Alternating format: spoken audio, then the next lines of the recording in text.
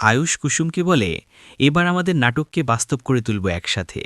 কুসুম ধারাবাহিকের আজকের পর্বে এটাই আমরা দেখতে পারব। কুসুম পড়ে যেতে লাগলে আয়ুষ তখন তাকে ধরে ফেলে আর বলতে থাকে, এখানে যদি আমি না থাকতাম তাহলে কি হতো।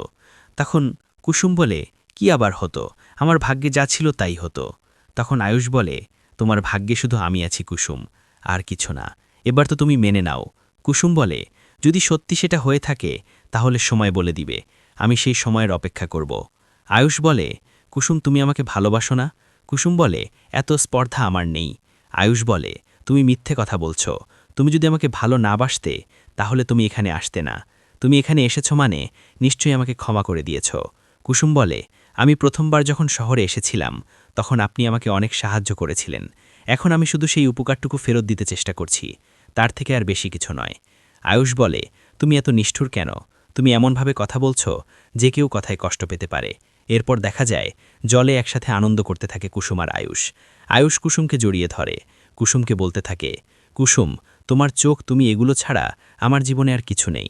এসো না, আমাদের জীবনের এই ছোট্ট একটা নাটককে বাস্তব করে তুলি। বন্ধুরা, কেমন লাগলো আজকের এই পর্বটি? কমেন্ট করতে ভুলো না।